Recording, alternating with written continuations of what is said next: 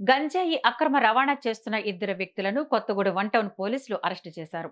ఏపీలోని సీలేరు నుంచి యూపీ రాష్ట్రం కాశీకి 9.9 కేజీల గంజాయితో బైక్ పై వెళ్తుండగా పాత కొత్తగూడెంలో పోలీసులు అరెస్టు చేశారు.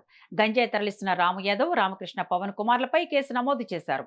గంజాయి రవాణా చేస్తే కఠిన చర్యలు తప్పవని డీఎస్పీ ఆదినారాయణ తెలిపారు. ఇద్దరి వద్ద నుంచి స్వాధీనం చేసుకున్న గంజాయి విలువ 4.99 లక్షలు ఉంటుందని తెలిపారు. గంజాయిపై ఉక్కుపాదం మోపుతున్నట్లు డీఎస్పీ చెప్పారు.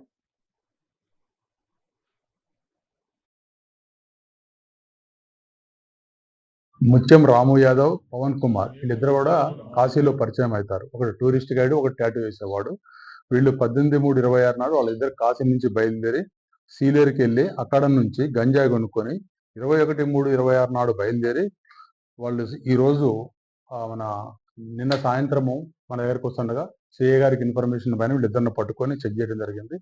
వీళ్ళ దగ్గర 5 గంజాయి ప్యాకెట్లు 20 ఉన్నాయి. మొత్తం దీని వాల్యూ 9,980 కేజీలు. దాని వాల్యూ 4,99,000 రూపాయల గంజాయి వాల్యూ ఉంటుంది. అందాజా 9 కిలోల దాకా ఎబో ఉన్నది. ఇది Bajaj Pulsar bike TS 05A7085 దానిపై నుంచి తీసుకురావడం జరుగుతుంది. అదేవిధంగా గంజాయి కొత్తగూడెం సరిహద్దు ప్రాంతాల్లోనూ, అనేక బస్తీళ్లలోనూ, అనేక చోట్ల కొన్ని ప్రాంతాలలో బాగా గంజాయి తాగుతున్నారు. వాళ్ళందరికీ వార్నింగ్ ఇవ్వడం ఏంటంటే, ఎవరు గంజాయి తాగినా కూడా వాళ్ళ మీద కూడా కేసు పెట్టడం జరుగుతుంది. రీసెంట్గా 2 టౌన్లో కూడా ఓన్లీ కన్జ్యూమర్స్ పొజిషన్ ఉన్నందుకే కేసు పెట్టి పంపించడం జరుగుతుంది. ముత్యం రాము యాదవ్,